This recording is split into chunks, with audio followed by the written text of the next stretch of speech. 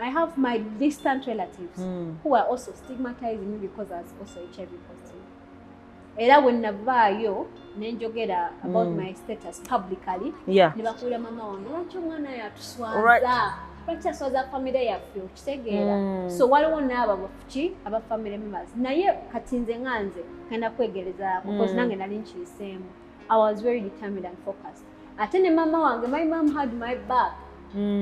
Elian supporting nga mu kimwe nga baba wacho wasazeewo, I'm going to support her decision. Kitegeera. So nkubiriza abazadde abali eyo. Nga wenagambye aliye tewali muzadde yagaliza mwana we kibi. Ate naawe mwennyini ntusako yagaliza kibi kikutuukeko. Esi wandyagadde kufuna accident nedda. But webanga circumstance ezze tudikirize nga we my first post on Facebook saying that I'm HIV positive, and I got all these crazy comments.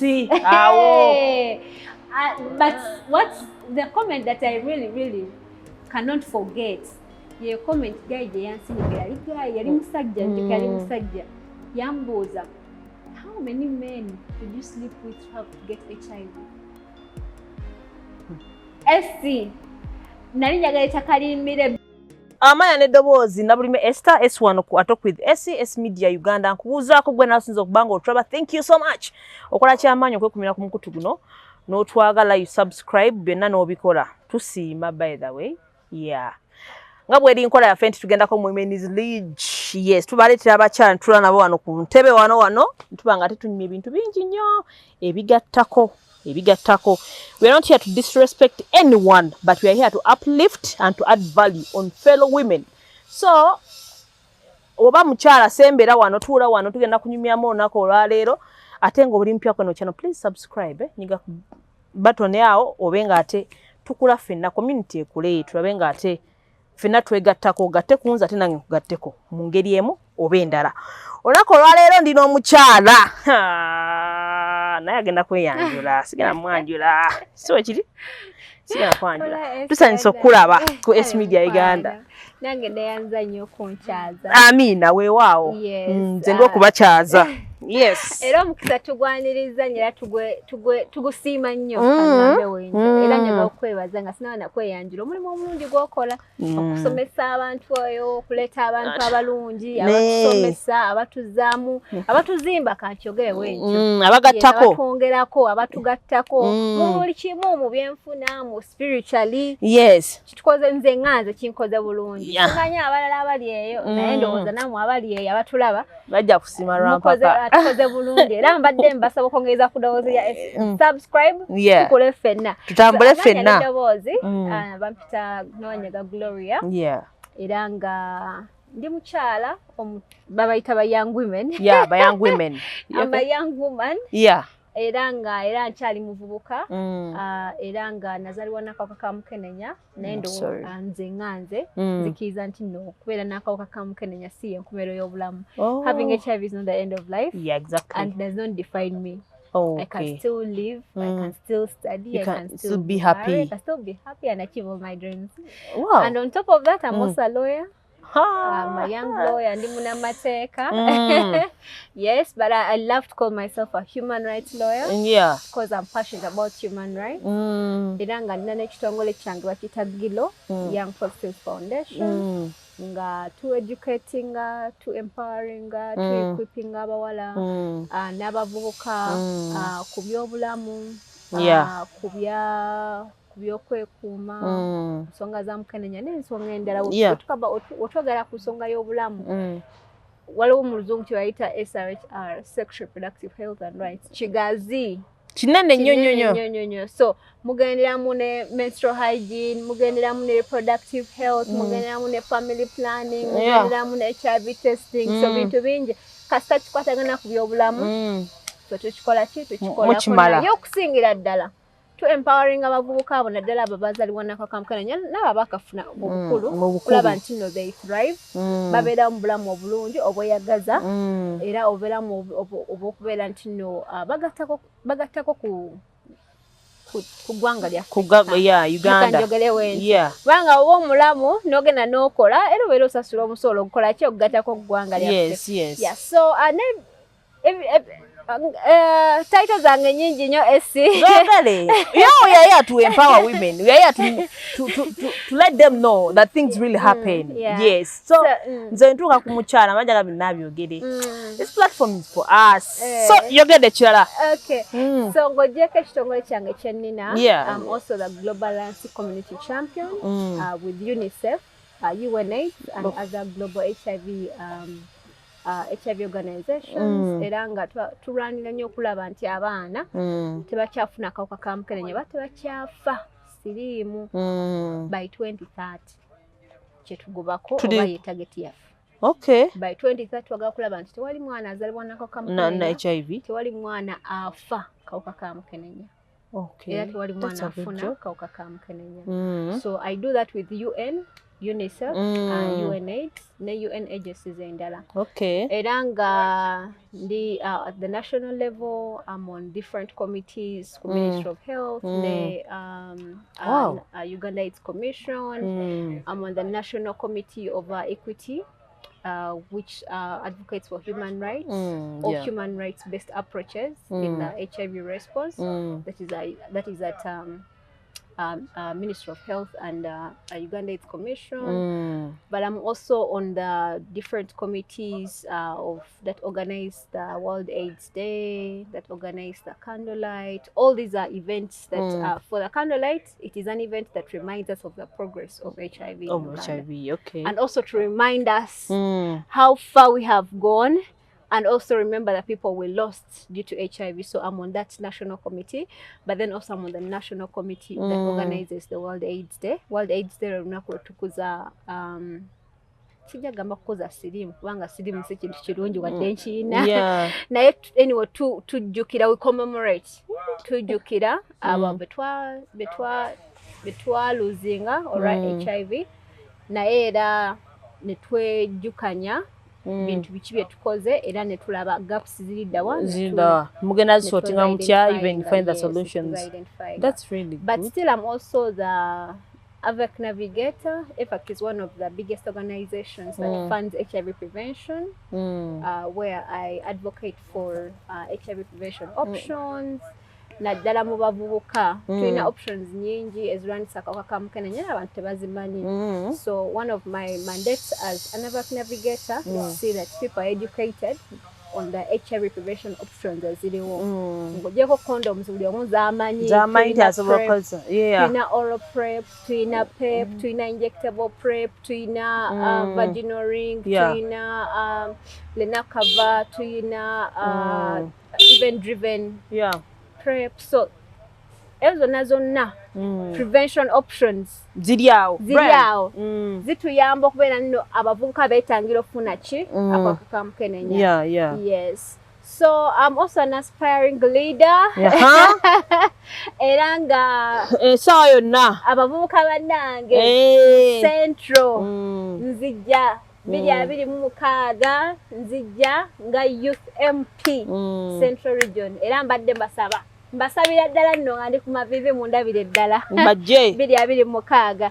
So mufunze byebyo esi esawa yonna bawedde simi yange eno mbona ensenso okulaba. I'm really glad oyogera bwotyo na all your titles kizaamu amaanyi. By the way, omanyi abantu edda twalowoozanga nti abakyala tetusobola, but obuvunaanyizibwa bunene nnyo bwe weetisse, era nsaba Katonda akikubalire. Okitegeera. Thank you so much. Webale kwekkiririzaamu. I just love the fact that you're confident. Okitegeera. Si byangu nze nemera nnyo ku mukyalo wa ku mwana ow'obuwala because I know what it means. Abantu bangi bagazezaako okulaba nti batuteeka wansi n'okutta self esteem. So buli wendaba omuntu nga ate self esteem ye eri waggulu, I'm really happy for that. So thank you so much. So nga abannyonnyodde tugenda mulonda 2026 esawa yonna tujja kuba tumuleeta kubanga bingi nnyo tetusaba byogera leero ne tubimalayo. But what I know nti tugenda kuba twongera okuba nga tumumanya maasawo. Kakati Gloria, ogenze n'oyogera ku ekyokuzaalibwa n'akawuka ka HIV. When did you find out? Today ku personal ka background katono tugendera okutandikirawo. Okay, so I found out when I was 11 years old. nga n'emyaka 11 era njukira mweje emyaka 9 10 awo nali ntandise otegeera nga ndaba tumira eddagala nga ndaba mama wange antwala mu ddwaliro nebuuza naye lwaki mmira eddagala nga simanyi lwaki mmira ki eddagala ntandika okumubuuza mama wange maama lwaki mmira eddagala nga mubuuzanga naye ekireka yasooka kutya kuŋŋamba ekyo nagyonna emyaka gye ŋŋambye okuviira ddala ku myaka 7 8 9 10 nga mubuuza nga akyaganya okola ki okuŋŋamba naye ndowooza muye n'agamba ono mwana agenda akula neolibadde ajja kukola ki ajja kukimanya ajja kukitegeera so njukira yantwalako waliwo yantwala mu kifo ekimu nga kirungi nga kino wokiraba bakita beautiful beautiful place so yali yafunamu ka skills bwa counseling so nakreating your environment ennungi ey'okundisclosingira njukira yambuuza kyomanyi kawuka ka mukenenya mami yambuuza kwejo emyaka 11 nze yali mu ssomero bye baali batusomesanga mu ssomero byali nti HIV kills so bye nali manyi nti buli muntu alina HIV agenda kukola ki agenda okufa tugamba nga HIV does what HIV kills so weyambuuza kyomanyi ku HIV namugamba HIV kills n'atya nnyo nga manyi nti nooba kale muli ngenda kubeera nga nenyikira nnyo kubanga agenda kuŋŋamba ate kyendowooza ekitta ate nkikola kigambe so munange nambuuza nti osanga nti olina akawuka ka mukenenya kiki osobola okukola or what would you do if you find out that you're HIV kiki ozzaako I mean what kind of question is that for an 11-year-old? So munange samuddamu kibuuzo ekyo. Kyakulema? Kyannema kuba na connectinga yo kumbuuza binene bya HIV. Ate nga before that nampasitaringanga mubuuza lwaki mmiriranga eddagala, lwaki antwalanga mu ddwaliro. So then connectinga dots ninga kirabika ndiki. Ndi positive. Yes. So era tekyambeera kyangu nnyo mwaka kaseera njukira nekya. Nama nakugamba. No, teyangamba nti olina Sirimu naye yambuuza nze ne connectinga dots. Noga naye lwaki ambuuzizza? Lwaki ambuuza nga nsoose mubuuza lwaki mmira eddagala ne ngamba ekitegeeza nina ki? Olina HIV. Nina HIV, nina akawuka ka mukenenya. So munange we nakizuula nti obwongo bwe bwakola ki? Bwe clickingira muno na HIV so ngamba ngenda kufa ganze munda muze kinali manyi ti buli muntu alina akawuka agenda kola ki kufa tewali kirala kufa it's a death sentence so nekyawa bazadde bange njukira mange namukyawa nnyo nga kaseera mbira mubuuza lwaki wampa akawuka konfe kitegeera bannange nekyawa nentuka n'ekiseera nenjagala okwetta I tried to commit suicide like 2 times bana nkimanyi ngenda kufa esaawa yonna ogenda kufa nange nakola kufa so buli kimu ekyali kininaanye olw'okuba nti nali nekyawa munda mu nze buli kimu ekyali kininaanye nakikyawa n'okusoma nenkukyawa bagana buli kimu nenkikyawa naye nebaza Mukama 15 years down the road we are here talking about my story at a safa. Wow, that is good. Yes. Omanyi waliwo ebintu ebitutuukako mu mbeera eyo kati oyogera kweyo moment nti buli kimu wakikyawa odda otya on track. So it took me over 10 years to fully accept myself. Okay, 10 years. Over 10 years. Within those 10 years, nga struggling, nga ne bazadde bange bennyini nkyakola ki. Nkyabeesamba, nkyabeekokkola. But I'm glad that they didn't neglect me. They supported me because they knew that it was not easy to process everything. So they continuously supported me, even my siblings. My family really supported me. Really? It was not really easy. So, my turning point, over when I took your gamma, no, okay. You have to accept the fact. I have to accept it. It was actually a result of being stigmatized at school. I was stigmatized, discriminated. I remember when I had just joined university.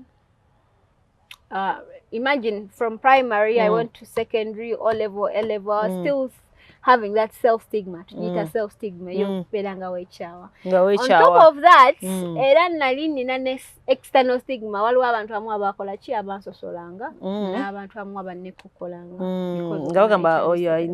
because of my HIV status. So era njukira nga when I joining a campus, where I got my turning point, okay, enough is enough. This is who I am, but life has to move on. Life has to move on. Sisa kuchicho usako yankatonda miracle tanabajikola chi? Tanabajikola. Miracle nizo kuba mukama one day. Katonda asobola baida we. Na for now sinabajikola kugira nekiwa tenabakuja. So that is the time I really accepted myself.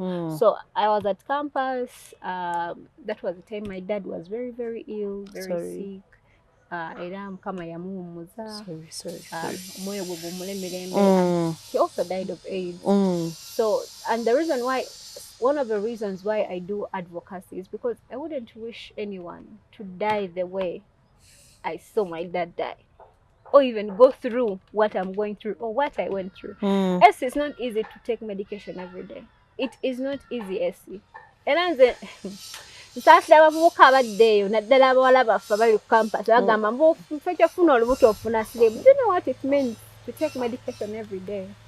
What it means to fully accept yourself and know that, okay, this is it is part of me. Life has to si byangu esi si byangu. So anyways, muzeyi yali mulwadde wakati wali sente, joining the university. I'm at a private university. I was at UC. I'm not saying it's a bad university, but it's also very expensive. It's very expensive, right? University. Yeah. And I'm in law school. Law school is also very expensive, by the way. But nag. So, twetaaga sente wakati wali chi? Wali sente. Esi nefuna mukwano gwange awo. Mukwano wange n'angamba, oli mwala mulungi tubeere ba mikwano tutandika obeera ffenna. Twabeeranga mu hostels. You know how some hostels mubeera mu sharinga. So netandika sharinga naye. So when I tandika sharinga naye, because at home we didn't have money, my dad was a breadwinner. Era nga sawa zino nga nkugambe mu hesse yali muki mulwadde nga ali ku kitanda ali ku oxygen kitegeera. So nga takola tewali sente waka nga nakatono akabeerawo bakakola ki bakatwala mu ddwaliro. So I reached an extent nga sobola nagula mmere nga ne lunch sirya lunch ekiro nga kyenkola nywawo sukaali neneebaka. Despite the fact that you're sick. Despite the fact that I'm positive, I had to take medication. Nga wembakale kinene nnyo ndidde wakiri ngamba muno kandye between midday ka breakfast nka kubewo breakfast ne lunch then akawungeezi nga nywawo sukaali nga ngenda nga neebaka. So life was hard, Essie. Life was hard. I could not even afford a meal. And I had to take my medication. So this girl comes. I'm just imagining you're not eating at all in a medication. Chemba ibulungi nti medication nkambwe mu. Of course, nkambwe. Inane side effects ejola. So it was not easy. And oyo muwala ewabwe bali bagagga. Before she had everything. The dad was working at World Bank, like they're very, very rich in their home. So esinga unabeera mu room. Simanyi wali badde ku campus go sharing a hostel. You are lucky. So but I'm sure you've ever been in some hostels. You know how the setting can look like. But nze kale nga womanyi nti nali nkola nga nsoma so nga I go back home kati ngenzi. I was also a working student. I reached a time I could not. Nakati fe twabeeranga okubwayise nga kumpi nga wali nsonga transport 10 so I see. So anyways, omwala oyo nanjagala nnyo ne tubeera ba roommates ewawe bali bagagga, so she would buy food. Bambi. She would buy food, we would eat, like she had all the nice things in her room. You know, emyaka ejo ngokubeera ne flat screen. Beera mugagga. Maisi oba waddala. Siongera ku myaka mingi nnyo. That was around 2000. 2018, 17 now. Yes, I see. But still a flat screen was something, you know. Gaina flat screen, gaina these cabins, gaina. Hey. So at their place they were rich, so she would buy food. So I think at a certain point she felt a bit maybe ngejali gule mmere nga alaba ya feeding saying and everything every room bibie. I think maybe she felt a little bit of entitled or something. Yes. I'm still figuring it out. But even before this, she had a boyfriend. So your boyfriend yajanga nga wemanye esiyajanga namchecking ako nakola china nagenda. Sometimes olusi yasulanga, but it was used to be once in a 2 weeks. Once in a while. Once in a while. So I'm okay with it. So munanga cyane kituka. I think maybe because of our entitlement. Nanga my boyfriend naga moving her in. But it wasn't like I was not contributing entirely. I was paying my own portion of the rent. But of course, everything in our house was hers. And she would buy the food and all that. So she comes, she tells me that boyfriend wants to move in. Okay. Now, naive me, who is being fed in courts, how could I say no? No. I could not say no. You had no. Yes, sometimes. But exactly. Yes, exactly. So I could not say no, but it was very awkward. Having a boy in a room, you are two girls, and the other end is a couple. It was not an easy situation. Anyway, he was still but it's a chat. You know how these men can be, but so funny. So I think the guy got interested in me. He came to me and told me, Gloria, I love you. I told him, are you stupid? Are you crazy? Like, your girlfriend is my roommate. Not only a roommate, but a classmate. Twice summer doing the same course. How can I even do it? Love you. You get. So munange wena mugana kira ngaso nyina zifula chi obusungu. But even before him approaching me yanda banganga made dagala roommate wange yanda banganga nenga tabifa. So ono guy yanda banganga made dagala. I think maybe he was being keen or okuba yali atans of okufuna that interest and all that. So he would see me take my medication ngambuza, why you take medication? Sometimes ngamulimba olubuto lunuma mutwe gunuma bichinga simugaba mazima. So I think he suspected something. So munange osani yazifula obusunga manzo mugana cheka yarode yafuna suspicions so nagenda kaina access ku room try to wela fena naye so nagenda mu room gafena ketuliwo nagenda mu suitcase yange najja medications nabikebera byonna nabikebera without your permission. Without my permission, I didn't know anything. Even girlfriend when I talina chama teyakoma okebera bintu byange nagende wa girlfriend we namugamba nti zinadde mwegwanyiza inze nibadde mwegwanyiza mbu musiga akawuka so that akasigo ki omuwala kikatoro story ngagikoze eki ngachusiza oh my god, it was not very easy for me at that time. So I tried to sit my friend down kumunyonyera what really happened. I think maybe she was too much love blinded babagamba love is blind that's how bitegeera what I resorted to is to run away from hostel. Remember, this is the time my dad is sick. I don't have money. I'm going through all this. Nange mwenyini nyini sina. I had to run away from school. But anyway, story yange ntandikidde ku campus naye eri emabega. Even in high school, at a certain point, I ran away from school. It was not the first time for me to do that. But when that time when I ran away from school, I had a chance. You know, in high school and primary, it's easy for you to change. Yeah, what you got day? You know, so some time but we're talking about campus now. Techisoboka. And I'm posing again first semester, of which we don't even have that money. So munanga je nadukira ngatingolo olugamo na lutambudde buli wamu ku hostel atenga batambuza ko side ya story yabo atenga yekiri nti bali bagagga you know how much people can be with rich people. Anyway, let me call them rich people. Yeah. Tibagala, but bagala baina sente. Yeah. Okitegeera n'obino oli mutuufu gwabeera muki kati baba sigadde nga bawuliriza ki bali. I did not have a voice. I did not even have muntu gwe nasobola confiding in ogamba story yange. No one, because whenever bali ba sideline. Even our friends, our mutual friends, they started talking about me, how I'm HIV positive, I'm going around infecting people's boyfriends, bichi ebigamba byali bingi. Nadduka ku hostel neziruka ne campus. Naye wanaddukirayo gye naddukira netandika okwebuyira nganze Gloria. Neneebuuza Gloria status egenda kukyuka. Tegenda kukyuka. Nengamba tegenda kukyuka. Nenegamba tegenda kukyuka. Mpozi nga Katonda akoze ki? Ekyamagero. Which sinabakola ki? Tonnabakirabako. Nengamba Gloria. Bwobanga status tegenda kukyuka. Bali abantu abakusosola balina okukyusa ki attitude yaabwe. Nengamba Gloria oli muntu mugumu oba bold person. And bold people don't run away from problems. Bold people go back and face their problems and find solutions. Yes. Munange nali nga maze okwebuulirira.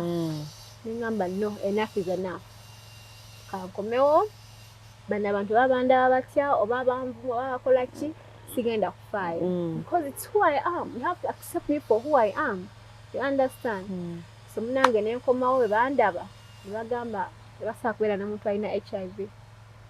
Ne baparking ebintu byabwe byonna ebyali mu room. Bika nalina mu katanda kange kafaliso ne kasuitcase. Ne bagenda in the middle of the semester. Bo tebasobola kubeera naki n'omuntu alina HIV. So nefuna muli ekiruyi ekyokubeera nti no, I prove them wrong. Nti n'omuntu gwe baleseewo alina HIV asobola okubeera omuntu w'omugaso mu ggwanga lino. Asobola okukola ebintu eby'amaanyi. Asobola okubeera nga bo. So munango obumo, that was my turning point. When I managed to know, okay, my status is not going to change, but I can prove these people wrong. I can be someone in life. I can do something developmental. Ogala tusonyiwa mbaina atraba. Tugende eri ndowooza. We use the room. Banga tenkuba etusazeeko. Tunyemu obuzibu ne weather ne tukyuka ne bino mubimanyi so we go on. Tukyali ne Miss Gloria adda kyatunyonnyola. Turning point. Wamanya nti olina okukyusaamu. So when nakkiririzaamu nengamba okay, enough is enough. People have to know that naffe tuli bantu. Era tetwawookana nnyo n'abantu abatalina kawuka. You can do anything a person living negatively with HIV can. Naffe tusobola okikola. So when nagenda, because I was so zealous, I was very, very like ambitious of proving her wrong. Olina okusoma. No simbula we bitabo. Yes, I concentrated on my books first of all. Ningamba Gloria kyekyakuyita kusomero kusoma. So then concentrating on kutabira. That semester was among the best. Era semester sijerabira. Na script yange. However much I was going through all that, but I focused on my books, library, and I was among the best. And then I put social media. I just started about HIV in Uganda. Then I go pageant, the White House Plus Beauty pageant, which is organized by the Ugandan Network of Young People living with HIV. I contested for it. I went for it. 2017, I won the crown. I became the Miss White Plus, the beauty queen. The beauty queen. Which year was that? 2017. Wamarako Bangachi. 2017, 2018. Guba 1 year. Yeah, it's one. How was your experience? Well, it was a very good experience since they empower us to be change makers. They empower us to be ambassadors of change. They empower us to represent fellow young people living with HIV on different platforms, both national and global. I started speaking on behalf of young people, Ministry of Health, different, delegations of the UN. That is when I got my first flight, travel out of the country. Wow. I went to Amsterdam to attend the biggest conference on HIV. Yeah, it was really amazing. I met so many big people, so many people in different countries doing the same work that I'm doing. I also started empowering communities. That's when I also started to develop the idea of my organization. Okay, your organization. Help people living with HIV. But then also, I formed a band. Yeah, a band which was to develop talents for people young people living with HIV, but not only living, but also affected. So even those who are not positive, they could join us and develop talents. And we're using our talents to create a positive change. Nengenda kune Miss Uganda, sako mao, nengenda ku Miss Uganda, yes. Mwana no banange, Gloria. Hey, wagenda yo? Yes, nagenda 2019. Yeah, it was a good journey, let me say that. I got to learn a lot on my day. Pageantry. By the way, pageantry is not all about modeling and beautifying, makeup, what. It's more than that. And then Miss Uganda, because they groom you, they bring the best out of you. They groom you to be the best version of yourself. And the reason why you're saying I'm very confident, because one of the things that really brought the confidence in me was Miss Uganda, and I appreciate them so much. Nempangula, bumper to sashes, I got Miss Uganda Rising Woman. Wow. Yeah, of course I'm still rising, and I'm already risen. Yeah, and also got a sash of Miss Uganda, Miss Papa. Miss Uganda. And actually, good enough I have you today.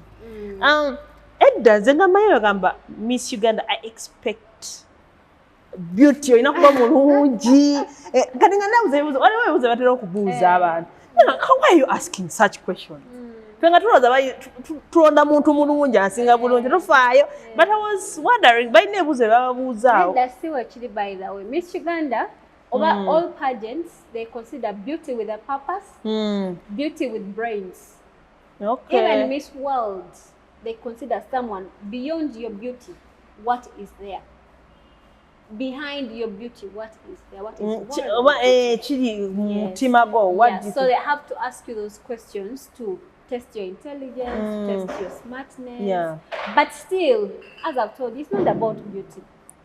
Even beyond the smartness, that head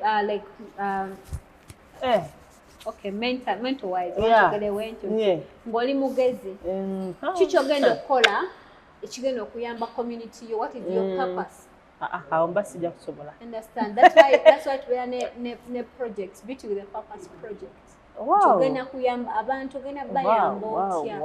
So it's even more than the beauty, the smartness, but giving back the community, helping people out there, you know, humanitarian. It's not about you actually. Yeah, exactly. It's about community and creating positive impact. So, Gloria, how has your family supported you throughout your journey? Yeah, so my family has really been supportive. Ever since I was this close to, I told you that story, when I hated myself, when I hated my parents, they would always be supportive. And I remember my mom,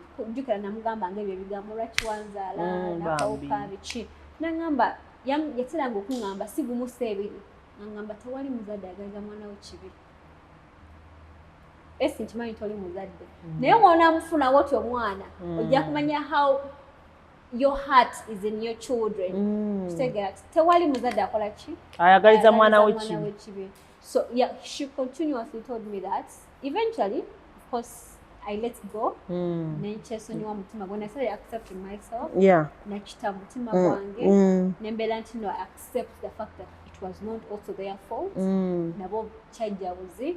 Probably Mukama yakola ki and take us. Because singa I was not like that, I wouldn't be here with you. But now when we come bagala okisoktora ko nawe SD zani. So anyway, that's the best plan as well. But my family was really supportive. Kunyiga abantu banyiga oyogere ebintu ebyo atwaga kulya bintu ebyo bamera entondo balebedera but you come netwogera you know.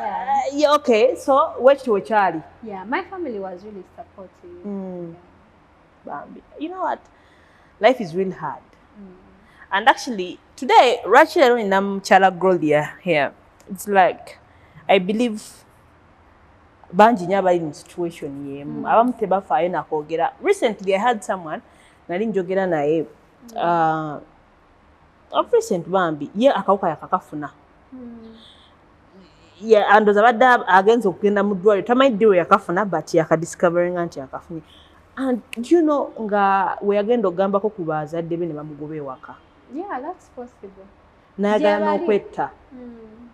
And ekintu ekyo, so every time we tutuula wano n'abantu nga mmwe twagala omuntu ali eyayita mu mbeera amanyi things can really happen. Things osobola okubeerawo n'okyuka oba okitegeera.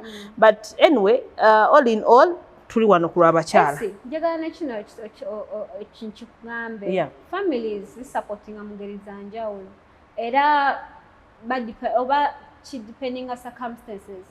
Kati waliwo families nyingi oba nga kyongambye sigwe okusoso kiwulira. Waliwo families nyingi bamanya nti n'omuntu waabwe afunye ki muradde. Yes. Bebe nyini bamwogera n'omwogera ate ne bamuboola okitegeera. So ezo families gyeziri naye waliwo neziri ennungi. Kati in my scenario kyali kizibu ate bazadde bange okumboola kubanga banzaala naki Nakawuka. So bali balina bakimanyi balina okunsembeza naye ate ndabyeko era families eziboola abaana baabwe n'abo bazaala nabo naddala abo nga they are not close relatives. For example, kineno nkyogera nnyo naye ate bafamily bayinza okunyiga naye temunyiga. I have my distant relatives who are also stigmatizing me because I was also HIV positive. Era when navaayo nenjogera about my status publicly ne bakuulira mama wange lwaki omwana yatuswaza lwaki aswaza family yaffe okitegeera. So waliwo n'abo bafuki aba family members naye kati nze nganze ngenda kwegerezaako because nange nali nkiyiseemu. I was very determined and focused. Ate ne mama wange, my mom had my back.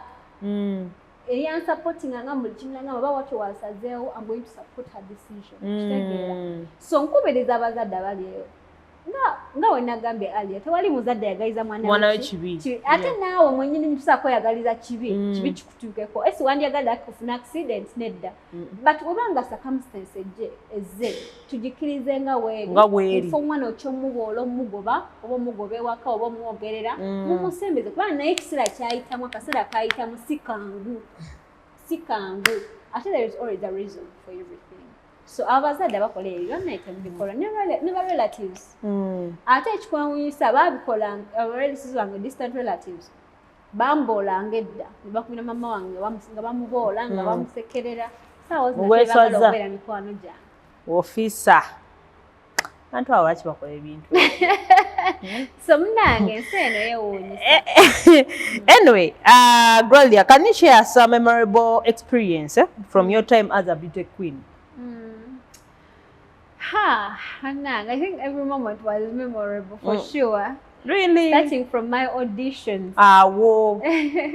Starting from my auditions before I even became a beauty queen. Yes. Because I was very zealous at that time. When I was esi nali sigenda nkola luweero. Auditions zaali luweero eyo. Nga sigenda nga nayo ko nga siwuliranga nayo. Naye nalinya taxi sawa 12 ez'okumakya nga simanyi nagendaga naye ze bangambye genda ku health center oba 3 oba 4 eyeruweero. Wali auditions esi nenenya emmotoka natuuka ndowooza zaali kuba eno nalinya sawa 12 natuuka zaali nga 3 esi nenyimirira nga bangambye health center sigimanyi naye bangambye otuuka luweero ofuna boda obagamba ogenda ku health center.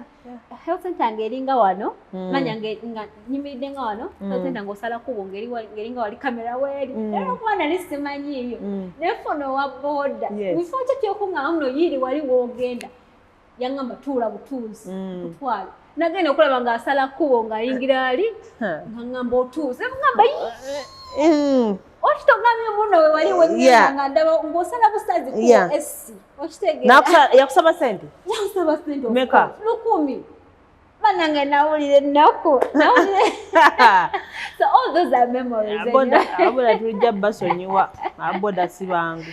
So anyway, but because I was very ambitious, I really badly wanted this. Nendumu olukumirwa nakola ki? Nagenda. So I went for the auditions. Ekikwewuunyisa okumanya nti Mukama really had a plan for me. I didn't go through the auditions at first. I didn't go through the auditions at first. Even Miss Uganda, I had to go for the second time. I just like the way miracle, you know. Yes, you have to be determined. Do you know abantu abamu wekiganda nga akita? No, Dokita. But I think maybe God really wanted me to have this.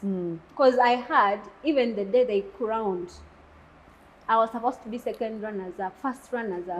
I was not supposed to be the queen. But somehow they announced me as the queen. Hey. You get. So all these cartoons, even the auditions, when I didn't go through, the executive director had to call me back because she had seen me and noticed me. And was like, no, I remember that girl who said she's a lawyer. I want her. She called me after the audition. She was like, can you be part of the team? She had to call me again, even that I didn't go through. Some come and so all those are memories. Memories, starting from the auditions, the work I did to inspire so many people. Yeah. I started opening up about my status on social media, on Facebook. I remember posting my first post on Facebook saying that I'm HIV positive, and I got all these crazy comments. Hey. But what's the comment that I really cannot forget? Your comment guy Yamboza. How many men did you sleep with to help to get HIV? SC. Because I don't know, anyway, some are blaming her because society has this thing that HIV is related to sleeping with men, or sleeping with men or prostitution. Yes. And if they see a young girl like me as beautiful as I am, of course I'm beautiful. But so they would think that obana agenda kulaya kufuna HIV, which is not right. Some of us were born with HIV. Some people get accidents and get HIV. Some people get pricked, you know, with some injections with those who are infected and they get HIV. So HIV is not only a sexual transmitted disease. Anytime. Anyone can get HIV and in different ways. Someone can be born with it, just like I was born with it. Someone can get an accident on side, HIV. Someone can be pricked. You get. So people should stop that's myth and misconception. HIV or they always, I don't know why. HIV. It's not true. So as I got all those comments, but of course I kept on educating people. And through the social media I did during my reign as a queen, I got so many opportunities. I started traveling, attending international conferences. That's really cool. I became we have the biggest conference of HIV in Africa, which is called ICASA. I became a youth committee member, organizing the pre-youth conference, biggest conference in Amsterdam. Started traveling. I mean, so many memories, for sure. Yeah, someone even told me, I think it was a blessing in a disguise. Maybe. So let's talk about dating. Bana byonna tubyogeddeko ebisinga byonna muide ku personal background ya mchala Gloria wonna wazenga ayitira, you know, at times era nga wagambye it's a blessing. Omanyi waliwo ebintu byoyinza n'okutuuka nga tewali bituuseeko, but you know what, ate n'okukkiriza kikyoli ate n'obeera confident. So it's also another thing. So you know what, Gloria, when it comes to dating and relationships, what have been some of the challenges and fears you have faced as you? Okay. Before you even go any further, you see this ring? I'm engaged. It's high time maybe I change this ring. Okay, so you're engaged. The dating journey when living with HIV is not easy. It's one of the hardest things. One, disclosure. Disclosing to someone that I'm HIV positive. Some people run away. They fear dating people living with HIV. And yet science has improved, has come up with so many research that I can be positive and I date someone who is negative as long as I'm virally suppressed and I'm undetectable, and that person remains safe. People don't know that. That I can even be positive and I give birth to negative babies.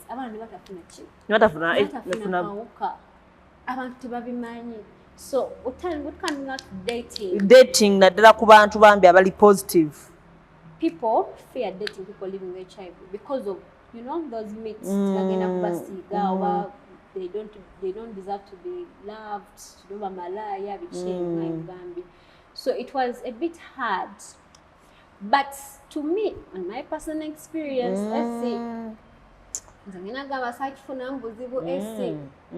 yes, because even the first guy I dated, we were in high school. Bambi.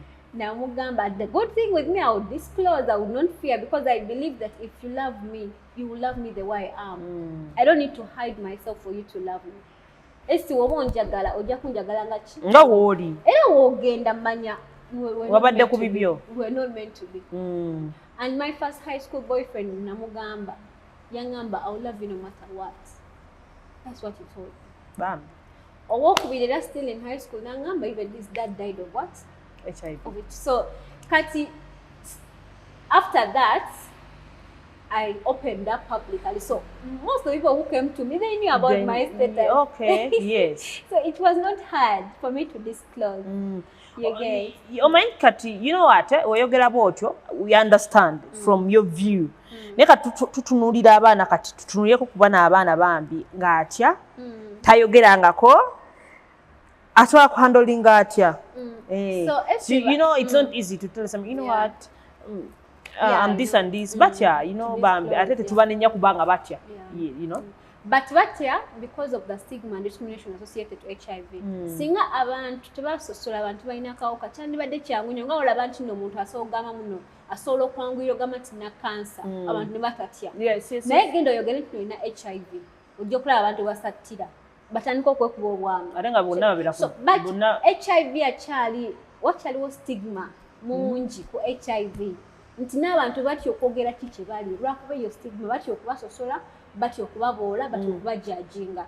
So if nze ndowooza mu ndowooza yange otulwanyisa stigma oyo ndowooza ne dating ajja kubeera mwangu nti nja kuba sitya kukola ki kugamba kikendi kubanga nkimanyi ojja kuba nga osupporting bifo kyokukola ki kifo kyokwesamba onosinogenda nga oli alaalaasa. Yes, so naye nfunye abantu bangi mu inbox yange abajja nga baŋŋamba Gloria mbigezezzaako buli musajja gwe nfuna ankyawa bukyayi oba ayinza okunjagala ate nampisa bubi nga alinga nnyamba obuyambi okunjagala. Manyi bwe batyo batukola. Bw'oba ng'oli positive ng'oli ali negative. Oli ali negative atandika okulaba nga gwakuyamba. N'okulowooza tolina gy'odda. Tolina gy'odda. Naye nze esi n'akajanja.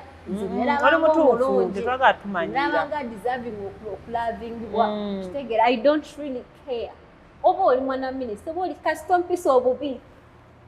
Anyone deserves to be loved, right? Yes, to be loved right. It's very, very important. So, bajanga jending abangamba. Of course, I would advise them. First of all, one thing you should know, SC. I'm sure you know this. No one can love you more than you love yourself. If you love yourself, people will love you automatically. In the SC, I love myself. I love myself that even when you come and you want to bring your toxic energy, because I don't want that negativity. No peaceful mental health. Yes, I don't want that. So love yourself. Now, about facing those challenges, they have not yet accepted their statuses. They have not yet accepted themselves.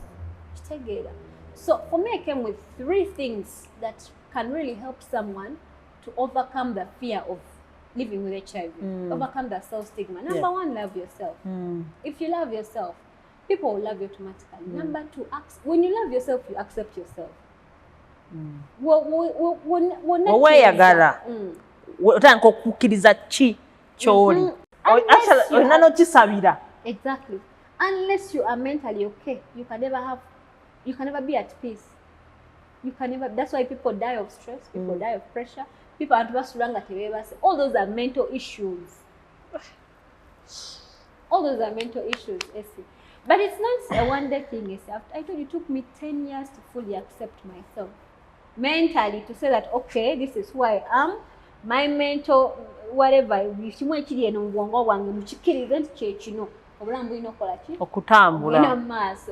so at that early age, I was mentally not okay.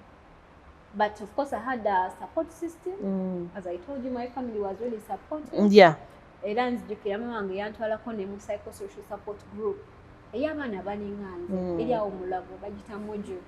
Mojo is my career university, Johns Hopkins University. When I took a name, never Zenga sticky, Zanzinga those and Mosindi, Dio Moseka. Segera, so never have I to Chanyamba. Oh, in Chakuyamba cow. Chanyamba Hogamba. Okay, sitting the come on, see. I like to Nangaba counselors, our program. Then I can read the essence, and Navia Kavan, about them families, Ndabagaga. Nayenga they are living with HIV. Nayenga womulaba kusana chikiriza muno yero. Nwanirila. Ngali opposite.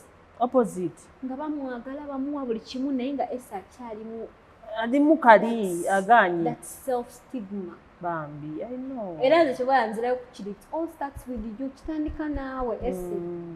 Buli muntu yenna overcoming challenges. Kitandika naawe gamba okay. This is it, but what is next? Should I kill myself? No. Killing yourself is not the best solution. It's not the solution. Should I go and hide myself? Hiding yourself is not the best solution. But choosing to live a positive life is the best solution. So my mental health has really been in jeopardy ever since I got to know that I'm HIV positive. But just like I told you, it took me over 10 years to fully, I think I shared that story earlier. Yeah. To fully accept myself and say, okay, this is it. But it's still it's not a one-day thing. Abantu abali ba jagala ba encouraging. If you're still in the process, chikwate mpola. Ate ule mwana olugendo lwe. Mpola. Twaila 10 years wala omuntu ajje bwe twaila 1 year. No abamanyira mangu. Yeah. Take 3 months or even months or days, you know. So strong. Step by step. But those 3 things I told you, these 3 things don't only work with people living with HIV, but all people. Nobo ina cancer, nobo ina chizibu chitia SC, nobo ina banja. If you accept it, it's okay kati nine banja. Chicha nino kola. Ngende nekweke. No nekweke la banja ligenda sigala. Pozi ngolisa sudu. Abantu bakube simu aba banja. No nyanga yagala kaba. So those 3 things I told you, eseramu katabo kankeni mukuwandika. Era nsaba ndakujja na kalonchi ngoberewo. I have to. Bitaddemu 3 things: acceptance, self-love, self-acceptance, self-love, and choosing to live a person. It starts with you, Essie. Exactly. The fact that wakiriza. The fact that wavayo noyogera nti oli HIV. Comments zo zisigala zijja. Nadala nti obera ku social media, the negativity, negative comments. How do you handle? How do you handle? Omema ya abantu abatunulira gwe ne bakugumirako. Era nga senga ali omuntu omala avayo nakola ekintu ekikyo era bajja guma. Ne abamu ne batya olw'ensonga batya those negative comments. Nebintu ebirala abantu boogera. Omanya abamu boogera na butamanya, abamu they have a lot of issues. So how do you handle such comments? Well, I know already they come up. Yeah, they do. Even recently, waliwo yamvumira ngamba gwe mbizi gwe bakiwera ng'entu ina Sirimu mwabasiga abasajja baffe Sirimu. Ate abasajja baba bakinye. Simumanyi kumumanya. Abasajja baba bakinye eki. Simumanyi kumumanya. N'abasajja bayogerako sibamanyi. Anyway, so negativity akyaliyo, and that negativity is because of the stigma and discrimination that is associated to HIV. Kubanga abantu bakyalaba HIV ng'ekintu ekitalina okwogerwako. HIV ng'ekintu ekizibu ennyo, you know. I know kizibu naye ekiri oba ewala ennyo. Abantu kibatalina omuntu nga alina HIV tebalina namubeera nga bamu associatinga ku muntu bwaba nga alina HIV tewali n'omu alina kumanya kitegeera so tukyalimu eyo. By the way, abantu no bagamba nti neyo bintu byali byadda tugenda mu community bwa Sirimu abantu bakyamutya tubeeko wana abantu balina Sirimu nebabeerawo naye mubuuze wagenda ddi okwekebeza okwekebeza okwo abantu bakyogera wano ku mumwa nti HIV kati kikyali kintu kyakutiisa oba kinate munange abantu ate bennyini abakyogera kikyali kyakutiisa ate beba stigmatizing abantu abalina HIV beba nyinyi tebamanyi status tebamanyi status zaabwe naye bagenda nga bagamba HIV kasi kyakutiisa biki kyafuka kya bulijjo HIV si kintu kya bulijjo kyobalaba abantu bakyakyokola ki okugamba abantu muno balina HIV kubanga abantu bakyakitaminga kiri abomination in the society era nze abantu bangi nnyo bajjanga ne baŋŋamba naye lwaki weerangirira naye golowooza gwe wekaweka alina Sirimu lwaki tosirika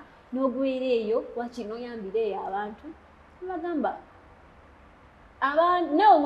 ekisinga n'okwewuunyisa abannyinyi abaŋŋamba bennyinyi bandaba olwa advocacy wange gwenkola ne bajja kaakati bennyinyi be baŋŋamba bw'ate kati lwaki weerangirira so people are very funny tebamanyi kye baagala but for me I chose to give my life as an example to people living with HIV out there, show them that hey, it's not the end of life. You can still live, you can still study. I have my degree, I've just completed my bachelor's. You can get married. I have my ring here. I'm soon making mikolo. Yes, I think you can maybe also. You're invited by my wedding very soon. You can still give birth to babies. I'm hoping to give birth to very beautiful and negative babies. You can still live a normal life and be happy. But however much I'm like this, I'm not encouraging people to go and get HIV. I'm not encouraging anyone to go and get HIV, you people. Pastor Sempo Mmanyi. Sebo yagenda nangamba nti nze ndi HIV model. Era I'm beautifying HIV. Era ngenda ngamba abantu mubeere ne HIV kirungi. My intention to open up about my status is to bring hope and inspire people living with HIV. Yes. Show them that it's not the end of life. However, I'm not encouraging those who are not HIV positive to do what? To go and get HIV. Era Pastor Sema twamutwala mu court. Twamutwala mu court kubanga yali agamba nti ffe tulina okuboolebwa. Bwe tuboolebwa abantu bajja kutya baleme funa ki? But that's not... It was a mean statement. Very mean and very immature because I mean as a pastor who would preach love atenga gwali mugamba abo tubabole tebalina kubeera mu society yaffe lwaki bejja ne beerangira muno balina akawuka bagala kulaga abantu muno kirungi okubeera n'akawuka si kirungi okubeera n'akawuka but you are trying to abantu abalala bazzaamu essuubi abalina obuzibu okubazzaamu abalina oku-encouraging abantu beera nabo okuba supporting naaba batakayina okubagamba nti bannange mwekuume okubeera ne HIV si kyangu okumira eddagala bunaku si kyangu okugumira ebyo ebizibu enkugambye okuboolebwa okuvumwa okubeera nga bakusosola si byangu bannange obanga era nze ngamba abantu singa naweebwa choice ey'okusalawo nga sinaba kugaalibwa nti noyagala kubeera ne HIV watagala kubeera nakyo nandigambye saka kubeera ne HIV niwankubadde bino byonna mbifunye era ndi wano lwa HIV naye sandiyagadde kubeera neki ne HIV so abantu bakola ki babeere nga beekuuma so kuddayo ku kye twali tugamba kya mental health negativity nze mbasekera busekereze because I've reached an extent that I'm mentally strong that newonvuma tewakyali kintiisa esi bannanga era nti bino bannanga kati byonna babingambye biwedde ekintu ekyo oyogera bwotyo omanyi abantu batukesa ne bakugambye bit you get used ate n'oguma I'm used kati naguma kati ndi hardcore tewakyali kintiisa naye abantu bali nnyo mean era n'abantu eyo mbakubiriza era ngenda kuddayo ku kiti kyenkugambye it all starts with you esiwe muli munda mu gwe wekkiriza ne banaakuvuma batya gwe okimanyi toli bivume bye bakoze kibakuvumye gwomanyi what you are who you are wabeerawo ne self discovery journey mu loving yourself you discover who you are when you discover who you are tewali n'omwe agenda kukyusa kikyotali ojja kumanya kino kyendi So oyogedde ku wali nga tutandika wawadde twogera ku how to prevent netwogera ku condom but you said waliyo n'ebintu ebirala tusobola obimenyamenyamu awo nga tumaliriza.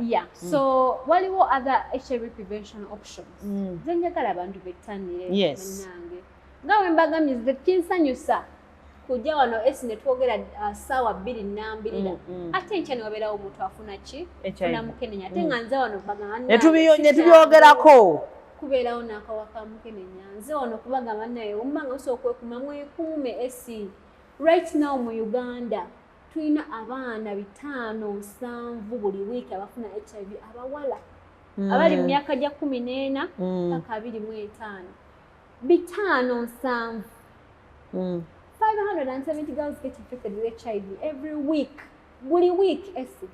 How many are those in a month? Babanji. How many are those in a year? Babanji. Essie, to China HIV among us. That is why tujane tuwulira abantu. Mwekume bana. Ate bana banyirira kati. Bana banyirira. You know despite those ngol trace emyaka jedda emyaka jedda edda nga abantu balowooza nti HIV agenda kwetimba kuba bali bamulabira nga mubyeyi you know this time around abana banyirira basinga n'abalamu ate ng'osobola baire nafunanga n'abavubuka bankwana nga bagamba waawo tolina olimba oyagala twejjako so gye bali abanyira n'okusinga nze balinga abana banyirira okusinga n'obunene naye nga bali ku kidala nga tulinga ffe so kume tokebeza maaso mugende mwekebeze self-testing kits kati toyita agenda mu ddwaliro funa akakiti ko wali mu ddwaliro za 5 ba 3 genda weekebeze ne patinawo omanye totula amaaso mbolo kuba Gloria alabika bulungi talina kawuka alabika bulungi mujja kulwala so tuyina engeri nyingi omuntu zasobola okweyisa obutafuna kawuka esokera ddala ffenna tugimanyi ABC. Use condoms. That is C. Abstain if you can. And be faithful if you have a partner. Abstaining.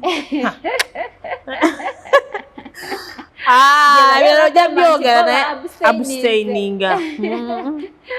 But one more engeri endala tuyina naddala kuba bawala engeri kiri ezo statistics zenkugambye tulabye nti abawala be basinza okufuna HIV walaba statistics oba prevalence abana bawala okubeera ddala ku myaka 14 ku 25 bambi yes basinga okufuna HIV so tulina kye bayita vaginal ring ngeno vaginal ring mu Luganda bagiyita akaweta si kana akaweta ka family planning okay saako si kali kano kalala era kana akaweta bakayita depiverin ring yes mu lulimi olusayansi era nga omukyala akateekayo mu bukyala bwe wansi eyo era kabeera kafulumya ARVs ezirwanisa oba ezitta akawuka ka mukenenya okateekayo eyo wansi kasooka teekayo for bakakyusa every month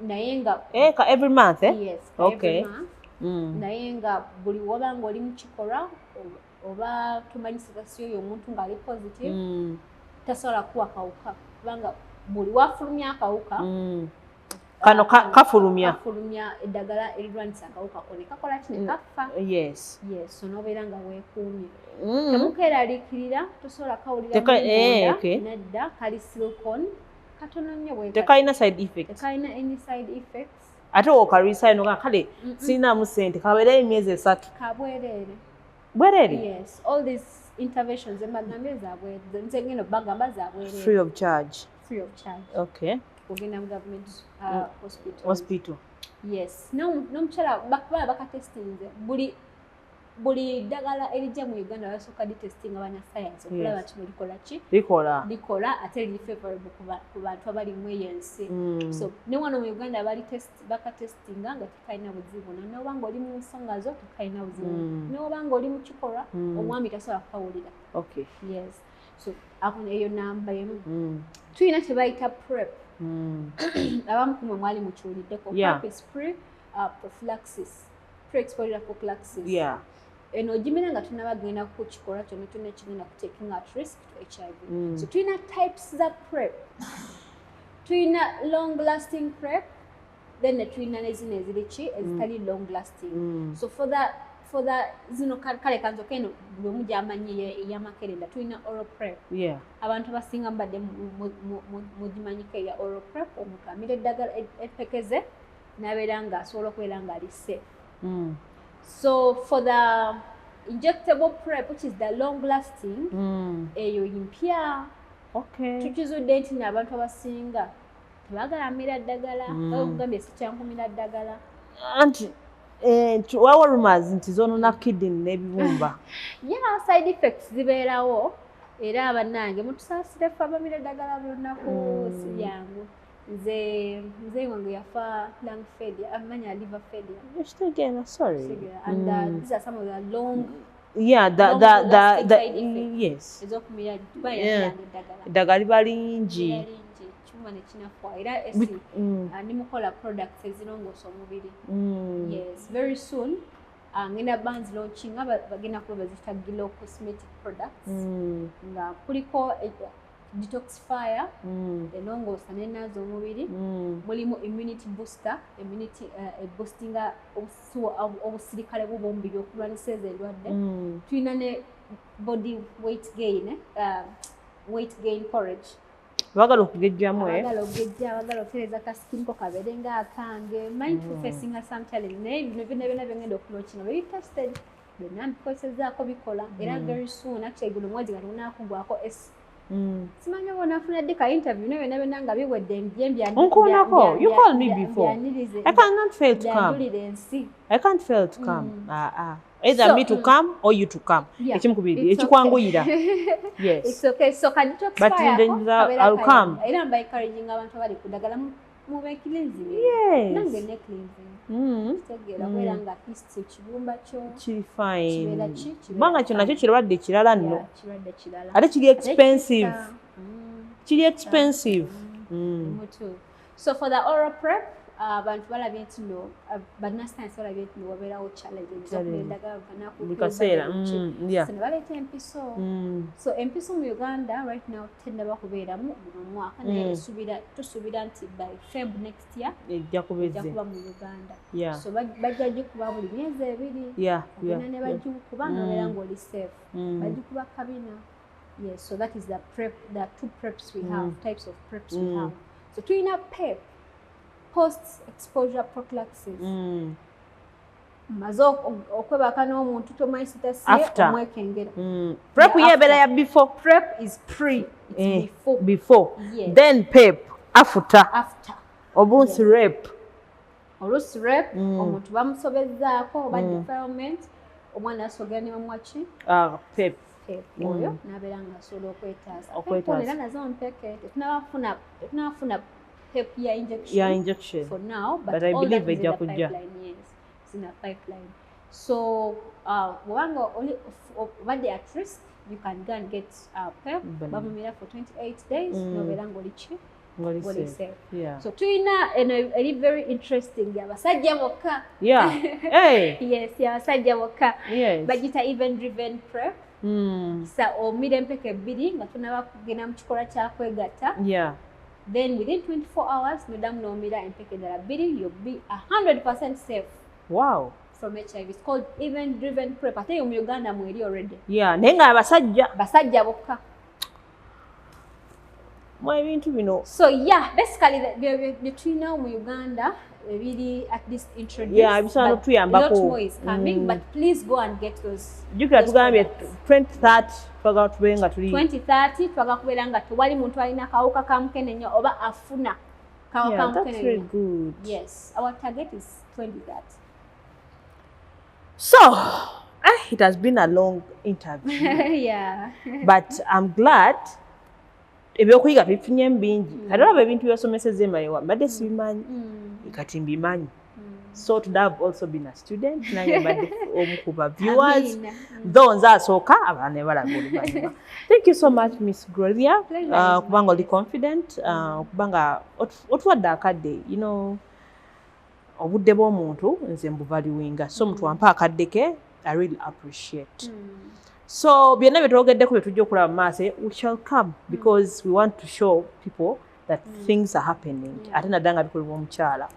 So thank you so much. Byonna tubikoze byonna, unless mwena kyagala otugamba nga tunamaliriza, then tusobola okuwa platform nobaako kyotugamba, then tugalawo. Okay, so ekisookera ddala bannange omulaga gwange gugenda eri abantu general population. Mulekerawo tusosola abantu abalina akawuka mukenenya. Mulekerawo tusosola tuli bantu nga mmwe, mutwagale mutusupporting mu ngeri zonna. N'abantu abalina akawuka si enkomerero. Weeyagale, wekkirize, obulamu bulina ogenda mu maaso. Okwetta si ye solution, ogenda ng'osiiga ono oba n'oli si ye solution. Naye okwekkiriza n'omira eddagala lyo bulungi, n'obeera mu bulamu obulungi obweyagaza ye solution. Mpozi n'ekirala ngenda kuba ndookinga akatabo kange next year. Esi ajja kubabawa information yonna mbakubiriza. Ng'olonkinga tujja kubiraga byonna. Tujja products zange, ebizigo, lotion, immunity booster, detoxifier, ne body weight gaining porridge. Byonna ngenda kuba mbilaunching this month. Mumpagire bannange. Ebintu ebyo tubyetaaga. Tulina ebintu bingi bye tuyitamu, but bwe tufuna ebintu ebiri genuine, then abantu babeera willing. So mbasuubiza nga nze buli wamu nja kutuukawo. Miss Gloria ajja kunkubira bukubizi ka simu, then tulabe ekyokukola. Though nina ekibuuzo kinjagala okubuuza, weba nali badde nakikubuuzizza dda. Oyogedde ku kintu kino ekya dating a partner nga you're positive, then you date a negative partner. Otegedde ogabe kisobokera ddala. Naye procedure bagikolera mu ddwaliro. Aba procedure yaki? No, what I think. And wekwana naye you want your partner omwagala. Katuulidde Miss Gloria atugambye wadde kiri bwekyo, but you can, as long as you love your person. Osobola okubeerawo ng'oli negative ate nga ye ali positive, and you make a happy marriage. So ekyo kityo bagenda mu ddwaliro gye bakikolera. So ezo couples bazita disconnect couples. So omuntu ali ku ddagala yalina okubeera essaawa ezo nga protecting oli akali ku ddagala. How? Olina okubeera ng'omira eddagala lyo bulungi faithfully, n'obeera ng'oli suppressed. Tebayita biological suppression. Obeera olina obuwuka mu musaayi gwo obutasukka waggulu wabuwuka 50 copies. 50 copies. So olina okubeera nga omira eddagala lyo bulungi ng'obukawo omusaayi butono. So that obeera tosobola kubeera ng'oli ki? Ng'ate omira mu budde. Infecting abalala. So waliwo kye bayita U equals U. Undetectable equals untransmittable. If you are suppressed and you're undetectable right now, I stand to be corrected anyway, naye bagamba it's supposed to be less than 10 copies of HIV in your blood. Then that's when you're undetectable. That's why some people bagenda nga bali positive babadde bamira eddagala lyawe bulungi, bagenda bekkiriza ne bagamba bali negative. Oba oli obiwuliddeko. Tekitegeeza muno omuntu ali negative. Ideally what happens? Akawuka kano kalinga, simanyi oba oli oyiddeko eno story mu Bible eya emizimu omusanvu gye baagoba naye ne gijja nga gikola ki nga giringiza girabe bano abaatugoba bakyalina amaanyi geegamu. So wejjajja ne gisanga ng'oli yabagoba takyalina maanyi gijja musanvu. So that's what happens in our bodies. If you take your medication very well, remember your medication fights the what? The virus, so that your immunity is protected to be strong. So your immunity is strong. But if you stop taking your medication, if you take your medication very well and you become virally suppressed, akawuka katuka ekisanga tekakyali comfortable musaayi. Nti mulimu abasirikale kati kitwale nti no ARVs be basirikale be ba soldiers abalwanisa HIV. Naye waliwo ne bana abasirikale abali musaayi abali mu mubiri rather CD4s oba white blood cells be balwanisa ki endwadde. So ng'omira ARVs zijja ne zirwanisa ki HIV. So HIV atuka ekisanga tali comfortable musaayi kubanga jjukira omusaayi gwe gusinga obungi HIV abeera musaayi. Mostly musaayi. So atuka ekisanga tali comfortable because mulimu abaserikale which is ARVs. So tukayisa nadduka musaayi n'agenda mu bifo omutali concentration y'omusaayi omungi ng'obwongo oba bone marrows.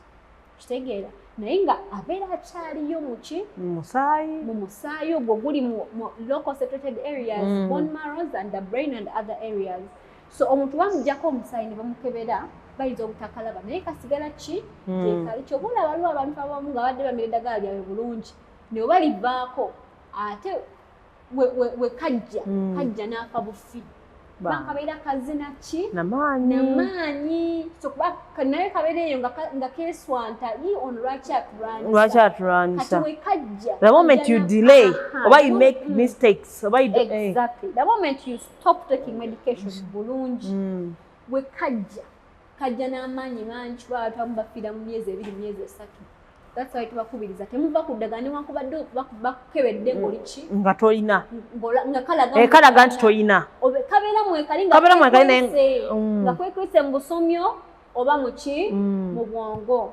So when someone is very suppressed and undetected say singa akawuka kabeera tekalabika muki musaayi era kibeera kizibu nnyo omuntu neweyegatta newabeerawo that rough sex era tosobola kola ki ufuna HIV nti musaayi mbeera temuli ki temuli kawuka tegera naye kabeera mweki kaba mwekali yes so olumu abamu balowooza tekaliimu kaweddemu.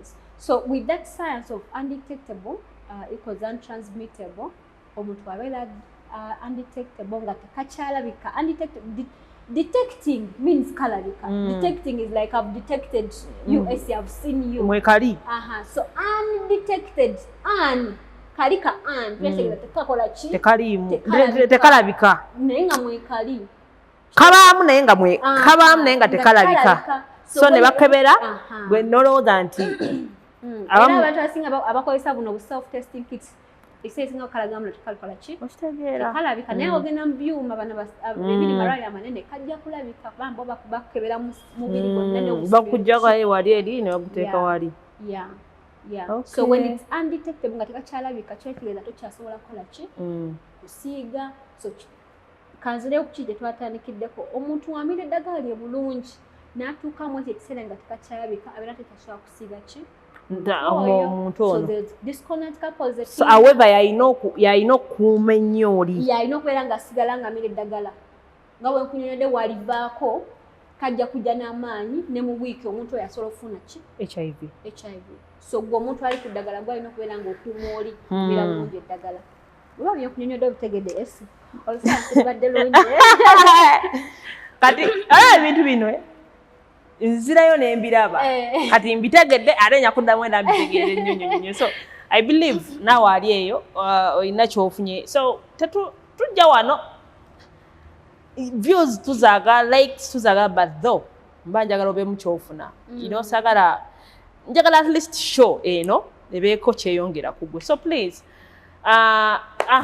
which ng'ogyeko TikTok which other platform nakulayeko ne X right banoonyani wali abantu kadagaga you know what I want to talk to that mukyala nkoze ntya kati gwaba abagamba. Okay, so ku X yange that's where I do most of my advocacy ne ku TikTok. So X yange I'm Gloria, the HIV beauty queen. Why do I call myself the HIV beauty queen? You're beautiful. Because I'm beautiful and I have HIV. HIV is not going to go in my blood, go away from my blood. Unless God does a miracle, you have a cure, yes. That is who I am. You understand? Though I'm not encouraging people to have HIV. I understand. Yes, but I'm proud of myself. I'm not proud of HIV, but I'm proud of myself and it's who I am. Yes, and I'm also a beauty queen. So look for Gloria, the HIV beauty queen on Twitter, then on X, for my X for my Twitter. So on TikTok, Gloria, yes. Nawanyaga Gloria. On Instagram, Nawanyaga Gloria. On LinkedIn, Nawanyaga Gloria. Is that a platform? Facebook, mine's nina bbiri. Nina eno. Nina eno TikTok ne YouTube. Then X sibitegeera. X mututwala speed kwennyonnyolako nnyo. Then Facebook najidroppinga VPN and other stuff. Instagram siri muntu wa bifaananyi. I'm not that person. Sabanjegadde okwogerako nange mwagalako ka session nange my offices are in Kisasi sobola okunkubirako kasimu enamba yangenda gikuwa esi ogirina wadde olukisa ngabe bugabi gaba kasita tankubira kiro mwami kumi abantu bakuba ekiro omanyi abantu bankubira ekiro saa mwenda but anyway naye nze we naafumbirwa bijja kuba biralamu naye engeri kati ayindentuko kome 12 yeah so nekiraba nange kimanyi kino basimanyi babana ntegeka mikolo gyange nafuna omwami wange mulungi anjagala gawendi tanjuza kuli ayina kyasobola okutucontributingirako siri mwana wa Museveni oba mwana wa minisita mu gavumenti kyeyiya so madde mbasaba mutukwate ku mikolo gyaffe twakola proposal yaffe tutegeka emikolo emirala kukyala kwanjula mbaga buli ayina kyasobola okutucontributingirako banange mujje enamba tugenda gibateera awo direct takako enamba erinnyawe batereeta ebyo emanya gange gereeta Gloria yeah so please thank you so much Gloria bijjo tujja kukwatagana tulabe what to do n'ebirala byonna thank you so much nange mbebaza by the way alabye interview eno kuba gyetandikidde paka wano you know thank you so much mukola kyamaanyi okutwagala Women's League tukyagitwalaganya okulaba nti twongere tufaali ku mwana ow'obuwala girl child actually n'omukyala ali eyo because right now tuli mu generation whereby people think basobola tulinyako nga webagala but I'm one person atakyakkiriza ekyo kyoba abamu bamita feminist I'm not one but I just feel like but that's okay to be a feminist I just feel like tebaninyako that's me tosobola kulinya because you oli gender ndala naye sikikola mbubi mbonye nnyo ebiseera ebisinga so I'm here too so please subscribe to this channel liking commenting sharing ate tambula naffe mu lugendo lwerumu we love you all thank you so much Brian about the camera we'll meet next time bye